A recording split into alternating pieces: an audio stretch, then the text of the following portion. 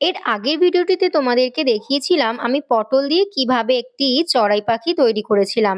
এবার তোমাদেরকে দেখাবো কিভাবে গাছের পড়া আম থেকে আমি এই মাছরাঙা পাখিটিকে বানালাম। নমস্কার, আমি অঙ্কিতা আবার চলে এলাম নতুন একটি ভিডিও নিয়ে। সকালবেলা ঘুম থেকে উঠে দেখি আমাদের এই 12 মাসি আম গাছটি থেকে দুটি আম গাছের তলায় পড়ে আছে। সকাল সকাল এই আম দুটিকে পড়ে থাকতে দেখে মনটাও যেমন ভালো হয়ে গিয়েছিল, তেমন অনেক কিছু মাথাতেও চলে এসেছিল।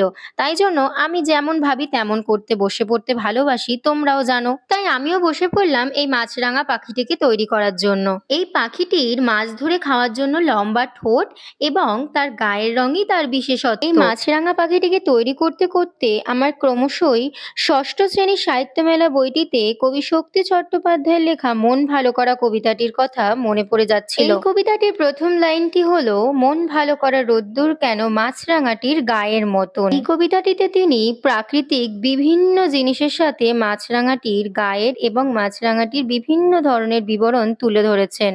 মাছরাঙা পাখিটিকে দেখলে পরে আমাদের সবার মনেই একটা আনন্দ তৈরি হয়। তার রং আমাদের সবাইকে আকর্ষিত করে। যাই হোক, কথা বলতে বলতে দেখো আমি মাছরাঙাটিকে প্রায় তৈরি করে ফেলেছি। আমি কতটা মাছরাঙাটিকে নিখুঁতভাবে করে উঠতে পারলাম তোমরা আমাকে কমেন্টে জানাতে কেউ ভুলো না। আমার এই ভিডিওটি যদি সবার ভালো লেগে থাকে তবে লাইক, কমেন্ট, সাবস্ক্রাইব কোনোটাই করতে ভুললে চলবে না কিন্তু। ধন্যবাদ সবাইকে। সবাই ভালো থাকুন এবং সবাইকে ভালো রাখুন।